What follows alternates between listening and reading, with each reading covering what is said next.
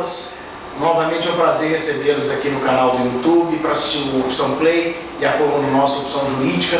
Hoje recebendo o advogado, Dr. Fábio Carraro, que nos vai falar um pouco sobre recuperação judicial. Mas além da recuperação judicial, Fábio, nós temos que começar a falar de um tema mais grave, que são as fraudes em recuperação judicial. Qual é a sua visão teórica e prática do que vem acontecendo no judiciário, nos processos de recuperação judicial? Bom, vou tentar fazer primeiro uma digressão. A questão da recuperação judicial em si não é uma invencionice brasileira. É uma necessidade, o Brasil inclusive está cumprindo obrigações de tratados internacionais. E o Brasil deve isso daí, inclusive, para a ONPI. A legislação veio, atualizou a legislação antiga, que é a antiga lei de concordata, e em 2005 foi promulgada a Lei 11.101, que é a atual Lei de Recuperação de Empresa. Tudo muito bonito na prática. Perdão, tudo muito bonito na teoria. Contudo, na prática, a coisa não funcionou como deveria funcionar. Eles pegaram algum sistema americano, que é o sistema da... Eles têm duas divisões legais de modulação. Uma, você tem a forma processualista e a outra forma contratualista. A forma processualista era a que adotava a antiga lei de concordatas. Ou seja, o poder judiciário que tinha um poder maior sobre o processo de recuperação da empresa diante de uma dificuldade, e a proteção maior era ao credor. Se adotou o novo modelo, que é o contratualista, partindo do princípio que as partes, por tratarem de direitos dispositivos, se entenderiam melhor. Isso funciona muito bem em alguns países que já têm uma cultura consuetudinária, que não é o nosso caso. Nós somos positivistas. Ou seja, se não tiver na lei, não vai funcionar. E fizeram uma lei que, lamentavelmente, deu espaço para muito tipo de artimanha. Se a lei anterior já tinha os seus percalços, essa agora é bem mais permeável. E o que é pior, o credor ficou muito desprotegido diante disso. Lamentavelmente, o resultado a gente traduz em números. Não sou eu que estou falando. Basta pesquisar no Serasa Experian, que é um respeitado, desde a promulgação dessa lei até o ano de 2015, 96% das empresas que entraram em recuperação judicial não saíram dela. E a maior parte faliu. Ou seja, não é uma solução, simplesmente ela não funciona, essa lei, da forma que ela está sendo aplicada. O que ela acabou gerando foi uma verdadeira indústria de manipulação de valores. Eu estou falando aqui de direitos creditícios que acabam virando direitos de crédito sumiu. Nós estamos gerando verdadeiras fortunas de pessoas que estão aproveitando essa lei para dar calote. Não tem um grosseiro, não tem um desagradável, mas infelizmente é a cultura do calote. Isso tudo reflete na economia direta ou indiretamente. A economia, ela se desenvolve através da segurança. Você, Dr. Márcio, que é um investidor, você não vai investir em uma coisa que você não tem o mínimo de segurança para poder investir. Senão você deixa o seu dinheiro quieto ou guarda com as suas vaquinhas lá em Rio Verde, não é verdade? Você não vai investir nisso. O mercado para. Nós temos um problema no Brasil que é uma economia estagnada. E um dos elementos, pode não ser o mais preponderante, mas é um elemento relevante, tem sido essa forma que vem sendo tratada a recuperação judicial. A recuperação judicial, eu sou um pouco gritante nisso que eu vou falar, ela é tudo menos recuperação. Ela não recupera a empresa. A empresa, quando quer se recuperar, a empresa, quando é correta, ela tem uma dificuldade enorme para essa lei que existe, porque é muito caro o procedimento. Ou seja, essa lei, infelizmente, ela vem sendo aplicada para a pessoa, a grande maioria que vem utilizando ela para realmente se aproveitar, para realmente se locupletar com a mesma, e não para poder salvar suas empresas. O resultado está aí em cima das empresas que estão abertas depois da recuperação judicial e das que não estão. Nós, infelizmente, falando sobre fraudes, nós já vimos aí, desde as fraudes mais esdrúxulas, como a tentativa de protocolar vários pedidos e depois tentar escolher um juiz, né, para decidir sobre a recuperação judicial. Infelizmente isso acontece no Brasil todo, né? Não é um problema localizado, mas eu quero dizer, especificamente, dê outros exemplos de fraudes em recuperação judicial. Vamos lá. Eu vou tratar do que é mais corriqueiro, certo? A primeira situação, o que é básico, o cidadão, quando se prepara para uma recuperação judicial, geralmente ele sente uma dificuldade, mas toda empresa tem dificuldade. Só que em vez de você se preocupar em melhorar a sua gestão, em devolver para a empresa o patrimônio que você tirou para si próprio, ou seja, você realimentar a máquina que te deu condição de ter uma vida melhor, qual é a primeira ideia do cidadão? Peraí, vou blindar o meu patrimônio e a empresa que se dane. Infelizmente, a cultura nacional, em grande maioria, a gente percebe isso daí. Dentro dessa situação, e não falta, e aí eu peço perdão, não estou sendo eletivo com relação ao que eu vou falar, mas eu de fato só conheço uma única empresa em São Paulo que se preocupa em recuperar a empresa. Uma empresa de consultoria. Todas as demais que eu conheço se preocupam em blindar o patrimônio e ganhar dinheiro em cima do calote. Eu não conheço todas, vou deixar bem claro. Das que eu conheço, só conheço uma que tem essa preocupação. Então não faltam ofertas no mercado de empresas, ou de consultoria, ou de próprio escritório de advocacia, que se aproximam dessas pessoas que estão em dificuldade e falam, peraí, vamos arranjar um caminho mais fácil. O caminho mais fácil começa pela primeira situação, vamos blindar o seu patrimônio. Segunda situação, vamos carregar a sua dívida. Aí tem outro nome bonito que você gosta de usar nesse segmento, que é vamos estressar a sua dívida. Aí o sujeito o que faz? Dependendo do segmento que ele atua, ele se carrega de estoque, ele se carrega de capital, pegando todo o dinheiro emprestado que é possível e dispara o start. Aí os credores, infelizmente, ficam muito vulneráveis nessa situação, tem muito pouco o que fazer, e quem acaba discutindo isso, e é engraçado que é uma situação contraditória, que pese eu trabalhar para várias instituições bancárias, mas geralmente a empresa que é de recuperação judicial, você pode ver que nas petições quase todas vão lá, por causa dos juros dos bancos, os bancos são maldosos, os bancos fazem mal, são Dráculas, etc, etc. São justamente os primeiros que eles se resolvem. O maior calote, o maior prejuízo fica na mão dos fornecedores, fica na mão de quem produz, fica na mão de quem gera riqueza. Não que os bancos também não sejam fundamentais para isso, mas fica na mão de quem gera riqueza.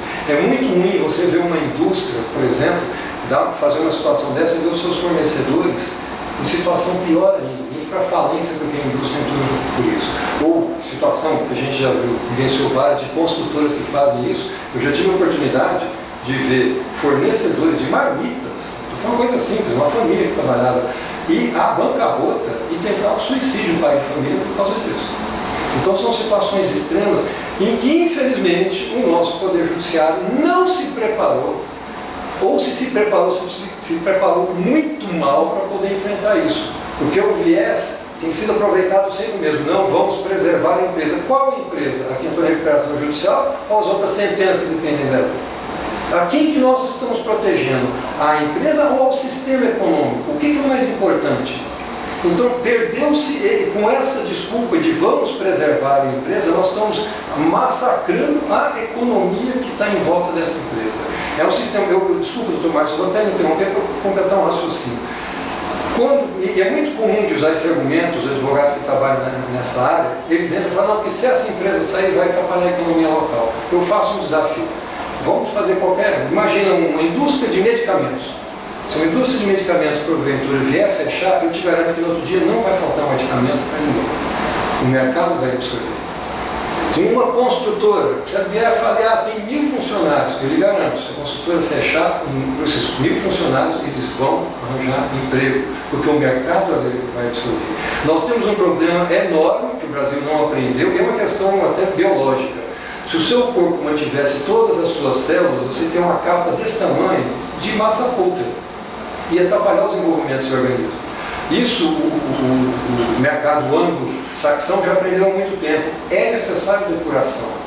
Faz parte da própria vida econômica. Então, às vezes, você tem que tirar aquilo que está atrapalhando a economia. Uma empresa que está com a mesma gestão, que tem os mesmos defeitos há tanto tempo, ele está atrapalhando a economia. Te dou um exemplo de um micro-universo desse. Imagine um posto de gasolina mal administrado. Ele vai começar a vender, vai desesperar, vai fazer bobagem, vai vender mais barato, porque precisa pagar as dívidas, atrapalha o preço do mercado, ou vai começar a adulterar, ou vai começar a vender em quantidades menores, ou seja, ele passa a ser um elemento de desequilíbrio econômico. Então, estas empresas que não têm sua capacidade de gestão, não têm sua capacidade de desenvolvimento, ou pelo próprio ciclo que apareceu, nós estamos com uma série de novidades, o mundo está mudando, tem uma série de tecnologias que vão se acabar, tem vários segmentos que vão simplesmente sucumbir. Dentro dessa realidade, você vai manter todos esses zumbis vivos e atrapalhando o mercado. E o que é pior, desculpa a empolgação que eu estou esticando aqui, mas não, sem problema. O que é pior, dentro disso daí, quando você mantém uma empresa mal fadada, mal administrada, aberta, dentro do processo de recuperação judicial por anos, você fica com aquela coisa insepulta, parada em cima da mesa, você não resolve a solução de ninguém. Os funcionários às vezes não conseguem sair dela, os credores não sabem o que fazem com aquele crédito, a economia trava. Vou dar um exemplo de construtoras que estão obras paradas até hoje. Se tivesse decretado a falência, já tinha sido comprado, já tinha o mercado, tinha dado, mas infelizmente está aqui, parado até hoje. por um valor que está se diluindo, e eu garanto, provavelmente os proprietários, os nossos colegas advogados que trataram com isso, os consultores, esses estão bem resolvidos. Quando a gente vê, a gente já sabe na hora que a empresa sai que ela vai conseguir sair do outro lado. O que nós temos percebido, por exemplo, agora vou citar já aqui um caso prático recentemente, uma empresa sobre fraude, né? Uma empresa que sempre capitaneou os recursos, transformou esses recursos em patrimônios para uma holding. E aí vem e faz um pedido de recuperação judicial, certo? E tem inúmeros bens na holding.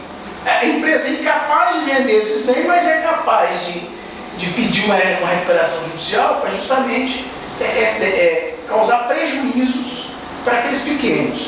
E nós vimos, já emendando também, o judiciário hoje estabelecendo altíssimos valores para os administradores judiciais. Tem aí salários de administradores judiciais não que merecem acima de 50 a 100 mil reais por mês. Como é que você quer recuperar uma empresa com um salário de um administrador judicial acima de 50 mil reais? Doutor Marcos, volta dentro daquilo que a gente vem comentando, gerou-se uma indústria. O brasileiro é muito criativo, geram-se oportunidades, ele ocupa o espaço, correto? Essa indústria da recuperação judicial é uma indústria que para a economia ela é nociva, porque é um dinheiro que não gera produção, infelizmente. Bons colegas nossos vão comprar os seus carros importados, mas fora isso daí não gera produção, você não... Bom, agora com relação aos advogados, eu vou fazer a defesa, fazer a defesa dos advogados, que eu acho que os honorários são justos, mesmo porque tem um grande trabalho por trás de um escritório que faz os trabalhos de recuperação judicial. Isso aí nós temos que fazer a defesa, nós temos uma estrutura simples, vamos trocar. Mas voltando àquele assunto, de exemplo de fraude, enriquece uma outra empresa, mas não é capaz de vender para pagar as dívidas. Isso é muito típico? Geralmente até para o próprio patrimônio pessoal. Já gera, isso faz parte do pré-preparo da recuperação judicial, onde o cidadão ele consegue apartar o seu patrimônio para blindá-lo. Aí vem uma série de mecanismos, a holding uma dessas, as sessões são outras. E isso daí, tudo mais, é relativamente fácil de detectar. Aí eu me sinto até orgulhoso, porque eu acho que eu acabei sendo um dos pioneiros para poder entrar nesse mercado, que simplesmente é um mercado que não existia 5 anos atrás, de combate à recuperação judicial, combate à fraude na recuperação judicial. Nós apanhamos muito para poder desenvolver isso, realmente foi muito sofrido. Mas quando você consegue desenvolver uma técnica, você percebe que a documentação está lá. As alterações contratuais estão lá, as movimentações financeiras estão lá, as movimentações patrimoniais estão lá. Não é tão difícil ver isso. E outra, a gente consegue carregar isso para o processo. Aí nós temos duas barreiras que vêm atrapalhando muito o desenvolvimento desse trabalho para fazer o que é justo. Veja, não tem ninguém querendo vingar nada, assim, não é nada passional. Dentro da lei, tem duas situações que nós estamos enfrentando. Uma é de ordem prática. É caro esse trabalho de combater a recuperação judicial. O credor já está tendo um prejuízo, aí a gente cai naquela máxima de botar dinheiro bom em cima de dinheiro ruim. Então você já não tem o financiador para poder correr atrás disso. Nós, como advogados, sabemos o trabalho que tem para correr atrás dessa documentação, para poder estudar isso, para poder lançar isso dentro do processo. Não podemos ser levianos, tem que estar com a documentação correta dentro disso aí. E muita coisa que a gente sabe, a gente sequer pode mostrar. Eu disse que me disse que a gente tem que ficar calado, mas a gente sabe o que está acontecendo. Até conseguir essa documentação, vai um investimento alto. Aí você já tem pouca gente interessada em fazer isso. É o primeiro fator. O segundo fator, o Poder Judiciário, lamentavelmente, estava servindo de amparo para esse tipo de utilização equivocada da lei. Infelizmente, claro, salvo raríssimas exceções, e a maior parte dessas exceções, infelizmente, estão só no estado de São Paulo. O resto do Brasil é outro tipo de visão que nós temos. Na nossa região, então, é muito arraigada essa defesa ou essa omissão com relação a esse tipo de situação, e eles permitem com muita tranquilidade que isso aconteça. Mesmo a gente juntando toda a documentação, não reconhecem o litisconsórcio ativo necessário dentro disso, não levam as consequências da recuperação judicial às demais empresas aonde estão o patrimônio e nem sequer abrem os procedimentos relativos à fraude. Infelizmente, o Poder Judiciário, eu espero que ele evolua com relação a isso, o Poder Judiciário ele tem que proteger a sociedade, e a nossa sociedade, bem ou mal, é capitalista, a nossa sociedade depende do capital, depende da produção. Nós estamos em um momento com mais de 14 milhões de brasileiros procurando emprego, E a gente, lamentavelmente, vê o Poder Judiciário com uma visão muito ainda obtusa com relação a isso, dando proteção a quem está prejudicando a economia. Lamentavelmente isso está acontecendo. A hora que o Poder Judiciário abrir os olhos e exercer a lei, na forma que está na lei, na própria lei já tem, não precisamos inovar de forma nenhuma, e ele começar a utilizar os mecanismos da lei para trazer esse patrimônio que foi escondido, foi blindado, que é um nome horrível, mas enfim, se aplica muito, ele trouxe isso para responsabilizar a recuperação judicial, nós vamos acabar com essas coisas de deságio ou de parcelamento em décadas, vai passar a ser uma coisa mais legítima. Aí sim nós vamos ter uma situação que é o que a gente procura dentro da economia, que é o mais próximo do equilíbrio, é o que dá segurança, é o que ajuda a desenvolver a economia no país. Na sua opinião, com relação à recuperação judicial, quando é detectada a fraude na recuperação judicial, por que o Poder Judiciário tem dificuldade de decretar a falência das empresas? Primeiro, para a questão cultural. Tem-se essa visão que eu decretando a empresa, eu acabei com a empresa, acabei com empregos, e isso é uma falta de conhecimento de princípios econômicos básicos, que eu citei agora há pouco. Nós estamos numa economia ocupada, o Brasil é uma economia ocupada, múltipla. Se uma atividade acaba, outro vai ocupar essa atividade. Isso daí, a nossa economia não tem problema, nós ainda tem vizinhos aqui que não tem essa condição. O Brasil é tão grande que não falta investidores para isso daí. Então, a primeira questão é a falta de conhecimento de princípios econômicos elementares, lamentavelmente, para os nossos magistrados. Segundo ponto, é uma questão de pressão social localizada. A gente vive isso. Já participei de assembleias geral de credores, onde o que menos tinha eram credores. Onde o cidadão que está promovendo isso pega os seus funcionários e lota as galerias para falar, vamos perder o nosso emprego, o que é uma grande balela. Se o cidadão perder o emprego numa loja que faliu, ele vai ter uma loja outra, a outra vai aumentar o seu movimento. É absolutamente comum isso daí. Então, são duas situações que os juízes tendem a não enfrentar. Terceiro ponto, com todo respeito aos nossos magistrados, mas é muito cômodo, é mais cômodo administrar um processo de recuperação judicial que um processo de falência. Ele é mais trabalhoso. E isso não gera bons resultados na sua planilha frente ao CNJ. Então, enfim, tem toda essa questão de ordem cultural, essa ordem de pouco conhecimento dos nossos magistrados da questão econômica. São homens, são mulheres, são pessoas, são seres humanos que trabalham como magistrados, eles têm a vida própria deles, eles acordam, vão trabalhar, têm os seus filhos, têm as suas ginásticas, vão nas suas respectivas religiões, mas o conhecimento de vida deles acaba sendo muito limitado ao gabinete, infelizmente, uma realidade que a gente vive, não só nessa questão de recuperação judicial, mas como um todo. E isso fica muito próximo ao poder público, à ordem econômica pública. Eles têm pouco conhecimento da vida prática. Eu vou destacar, não vou citar nomes de forma nenhuma, mas os poucos magistrados que a gente percebe tendo uma visão um pouco mais correta, um pouco mais próximo do equilíbrio, que é o nome que eu gosto de usar bem nessa situação, são aqueles que estão em grandes centros, ou seja, que têm condição de conviver mais com outras pessoas de outras atividades, especialmente na iniciativa privada, ou que convivem, seja com seus cônjuges, ou com seus pais, ou com seus filhos, em situações de iniciativa privada, ou seja, eles têm mais conhecimento da situação, eles vivenciam mais isso e entendem melhor. Curiosamente, tem esse fator psicossomático nisso daí. Continuando ainda falando sobre recuperação judicial, queria, Dr. Fábio Carraro, que você fizesse a sua análise com relação ao direito comparado do mundo com relação à nossa legislação e o que seria uma perspectiva de evoluir na recuperação judicial para o futuro, como sugestão. Vamos lá, eu vou partir do início. Nós temos um problema, uma condição. O Brasil é um país cuja sua base jurídica ela